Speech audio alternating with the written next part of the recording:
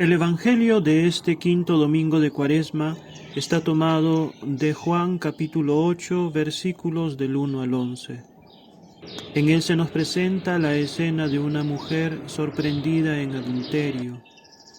Juan comienza el relato señalando que Jesús se retiró al monte de los Olivos. Los 4 evangelistas mencionan este lugar. De hecho, este sitio es muy importante en la vida de Jesús. Él iba allí con sus discípulos para hablar con ellos, para orar. El monte de los Olivos geográficamente se ubica al frente del ahora inexistente templo de Jerusalén. Por tanto, cuando Jesús iba a este monte, tenía la panorámica de Jerusalén y de su templo. De hecho, los evangelistas nos narran que después de que Jesús afirmó que no quedaría en pie el templo de Jerusalén, se sentó en el monte de los Olivos frente al templo, y allí sus discípulos le preguntaron cuándo sucedería dicho evento. Lucas, después de narrar la última cena, dice: como de costumbre, Jesús fue hacia el monte de los Olivos, y los discípulos le siguieron. Por otro lado, San Juan nos dice: Judas, que iba a entregar a Jesús, conocía el lugar, es decir, conocía el huerto de Getsemaní ubicado en el monte de los Olivos, porque Jesús se había reunido muchas veces allí con sus discípulos. San Lucas nos dice que durante su última semana en Jerusalén, Jesús enseñaba de día en el templo y salía a pasar la noche en el monte llamado de los Olivos. Es lo que Marcos nos dice hoy en el Evangelio. Después de haberse retirado al monte de los Olivos, al amanecer, Jesús se presentó de nuevo en el templo. Allí Jesús enseñaba y la gente iba a escucharlo. Jesús, al igual que los rabinos, solía sentarse para enseñar. Pero ahora comienza la escena con la mujer encontrada en adulterio. Hay gente alrededor de Jesús. Los escribas y los fariseos traen a esta mujer y la colocan en medio en vista de toda la gente. Un acto bastante rudo y sin piedad. Ellos sabían que la ley de Moisés mandaba apedrear a las adúlteras, pero quisieron llevarla delante de Jesús para saber su parecer. Sin embargo, Juan nos dice que la pregunta que le hacen a Jesús respecto al comportamiento de la mujer no fue hecha con buena intención. No deseaban saber la aportación valiosa que un maestro en medio de ellos podía dar. Juan dice que la pregunta era para comprometer a Jesús y para acusarlo. Los escribas y fariseos estaban utilizando a una mujer que había pecado, no para salvarla de su pecado, tampoco para hacer cumplir la ley de Moisés que mandaba apedrear a las adúlteras, sino que querían encontrar algún motivo para acusar a Jesús.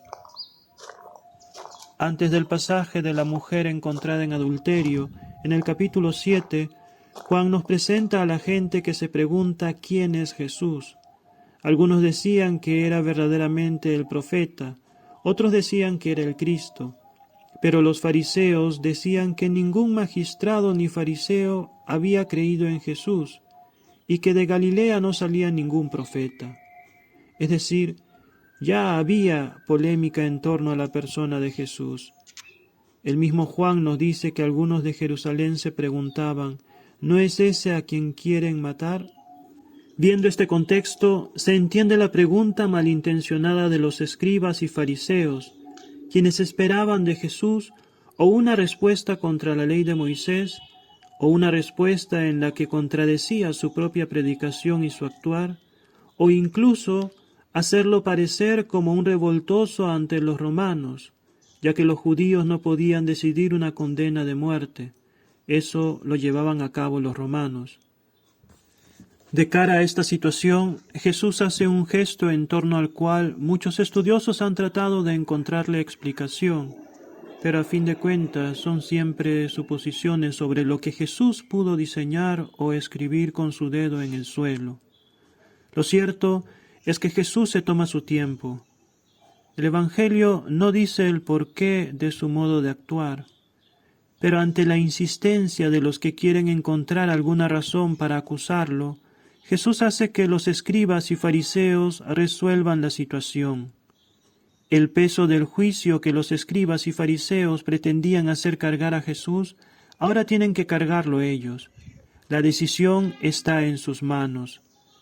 A Jesús le bastó solo una sentencia clara y concisa, pero contundente, para cambiar la situación de forma radical.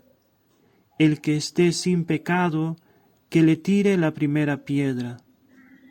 De este modo Jesús habla directamente a la conciencia de los escribas y fariseos. E inclinándose otra vez, dice Juan, siguió escribiendo. Los escribas y fariseos ya no insisten con su pregunta embustera, ya ni siquiera apelan a la ley de Moisés. Es como si Jesús, después de dar una enseñanza o después de contar una parábola, hubiese dicho aquella conocida frase: el que tenga oídos para oír, que oiga. Pero ahora esta frase es sustituida por su silencio. Ahora los escribas y fariseos tienen que ser capaces de entender. La enseñanza fue dada en la frase que dijo Jesús: el que esté sin pecado, que tire la primera piedra. Y ahora esas breves palabras, junto a su gesto silencioso, resuenan en la mente de los que pusieron la trampa. ¿Qué pecados habrán resonado en el interior de los escribas y fariseos para retirarse sin insistir en su cometido? Ellos, al oírlo, se fueron escabullendo uno a uno, empezando por los más viejos. ¿Por qué Juan tiene la necesidad de subrayar que comenzaron a irse empezando por los más viejos? Tal vez porque los más ancianos tienen más años de equivocarse y de ser presa de su propia fragilidad humana.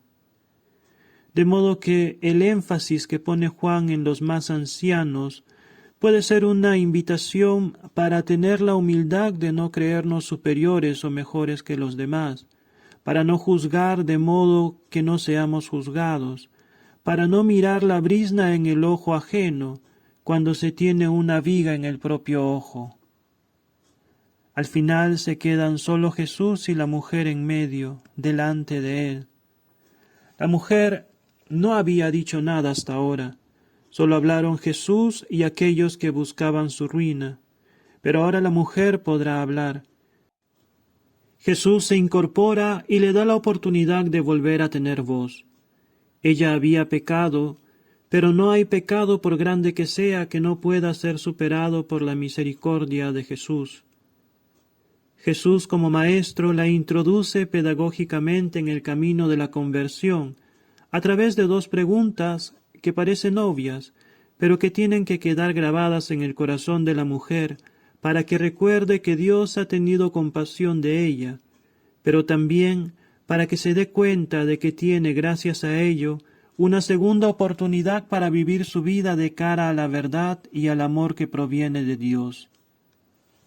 Es importante que la mujer responda a las preguntas de Jesús para que se sienta involucrada en este paso de conversión y pueda vivir de nuevo como lo que es, una persona. Jesús no se lo dice directamente, pero a través de sus preguntas le concede el perdón. El perdón y el amor de Jesús rescatan y devuelven la dignidad perdida a esta mujer. Recordemos la parábola del hijo pródigo que hemos escuchado el domingo pasado. El hijo menor tocó fondo cuando se alejó de la casa del padre, a tal punto que deseaba alimentarse con la comida de los cerdos.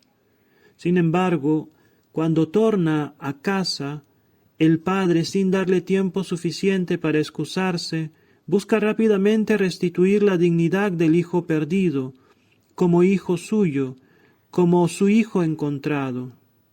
De modo que manda ponerle la mejor túnica, un anillo en la mano y sandalias en los pies. Encontrarnos con el perdón de Jesús nos hace experimentar el amor de Dios, nos ayuda a ser realmente conscientes de nuestra dignidad como hijos suyos. El encuentro de la mujer con Jesús nos muestra la experiencia de alguien que se siente realmente amado y salvado, de alguien que tiene el deseo de un cambio en su vida. Esto lo podemos entender mejor con la experiencia de Zaqueo, un pecador público, jefe de publicanos, un hombre rico. Zaqueo se alegra porque Jesús, luego de fijarse en él, le dijo que iba a ir a su casa. Esto nos ayuda a comprender lo que pudo experimentar la mujer encontrada en adulterio. Ella se sintió mirada por Jesús, se sintió amada y perdonada por él, así como se sintió Zaqueo. El cambio de actitud de Zaqueo es evidente. Decide dar la mitad de sus bienes a los pobres y devolver 4 veces más a quien hubiese defraudado. Al final del relato de Zaqueo, Jesús dice unas palabras que nos ayudan a entender lo que deseaba otorgar a la mujer que llevaron delante de él. Hoy ha llegado la salvación a esta casa, porque el Hijo del Hombre ha venido a buscar y salvar lo que estaba perdido. Jesús no solo ha salvado a la mujer de ser apedrada, sino que también ha sanado su interior. Él puede decirle que no peque más, porque Él es el Hijo de Dios, Él quita los pecados del mundo. En otra ocasión los escribas habían criticado a Jesús porque había perdonado los pecados al paralítico, pero Jesús decide mostrarles que Él tenía la potestad para hacerlo. Por eso, no solo perdonó los pecados a aquel hombre, sino que también lo sanó de su parálisis, diciendo, para que sepan que el Hijo del Hombre tiene en la tierra poder de perdonar pecados, le dijo al paralítico, a ti te digo, levántate, toma tu camilla y vete a tu casa. Jesús sana el alma, perdona los pecados.